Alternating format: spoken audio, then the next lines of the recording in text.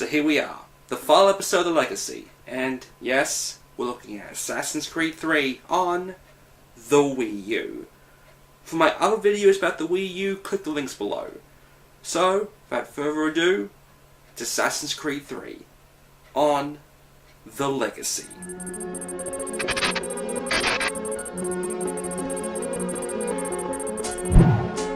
Information? I'm a bartender, for Christ's sakes, but I'm not an assassin. Not anymore. Just try and have a little faith. We can do no more. The rest is up to you, Desmond. What? Who's Desmond? I don't understand. Please, wait. I have so many questions.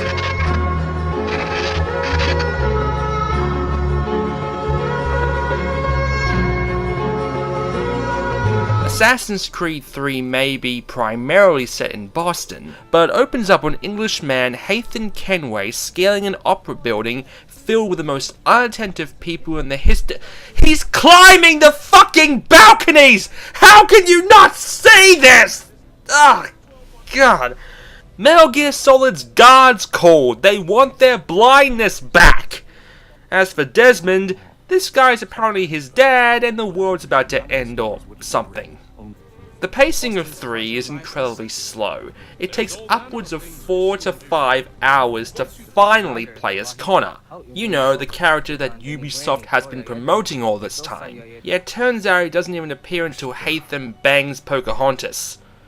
People who have grown complacent with AC2's controls and setting are going to be disappointed. For one thing, the graphics, at least in the Wii U, look really good with the amazing design of colonial Boston.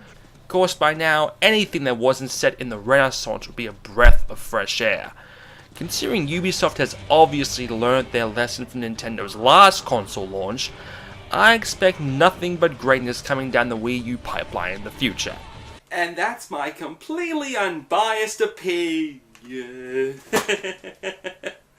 Oh boy. However, it seems the trees are made out of origami and there's a lot of texture popping, but that was also evident in Revelations. Not to mention some obvious audio delays in the Wii U version. But overlooking that, there are some great new additions, including combat on a boat with cannons and hunting animals from rabbits to deer to motherfucking bears! Oh, we also finally get to play as Desmond in some actual levels. One question though, in what world is this Manhattan? Looks like Obamanomics were so bad, New York lost all their notable landmarks and had them replaced with the same buildings. Combat has been given a serious upgrade.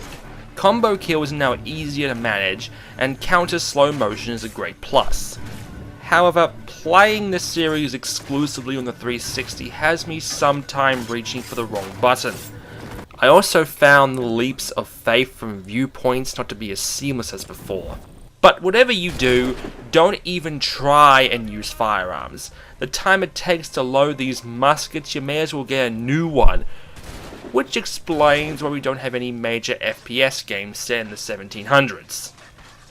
However, all these additions aside, I found the character of Connor to be quite bland. Even in the soul-sucking VGA speech, the turkey had more character than he did. Despite his arrogance and attitude, at least Ezio had a fucking personality. But while playing as Connor, I just wished for Hathan to return with his Colin Firth accent.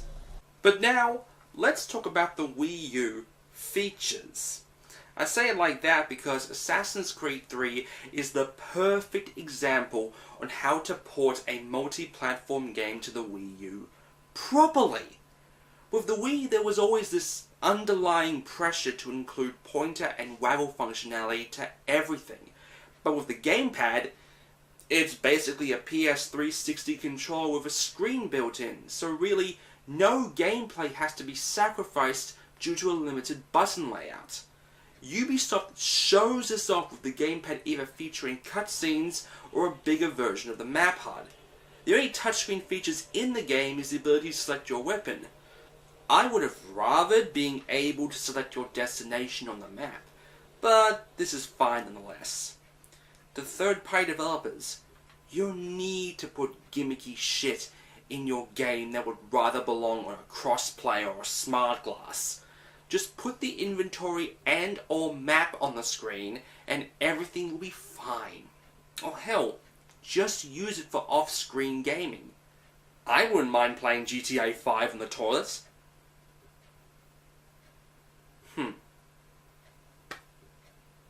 Haven't got a segue for that one. Here's Benjamin Franklin talking about having sex with older women.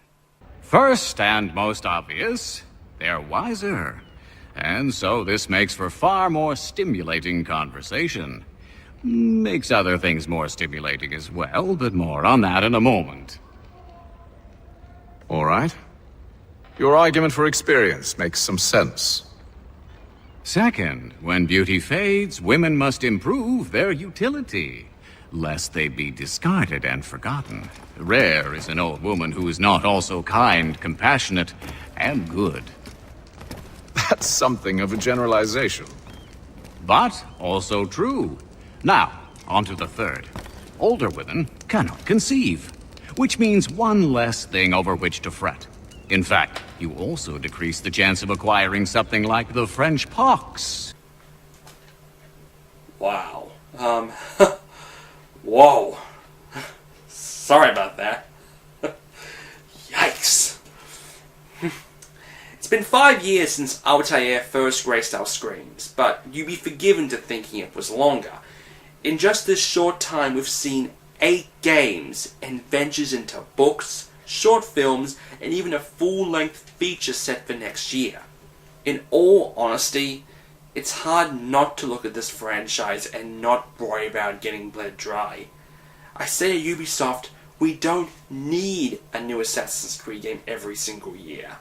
If you give it to us every year, we become less complacent, and each new experience feels less and less exciting. It would be like if Nintendo released a new Zelda game every year, or a new game with Mario every year. Oh. Right.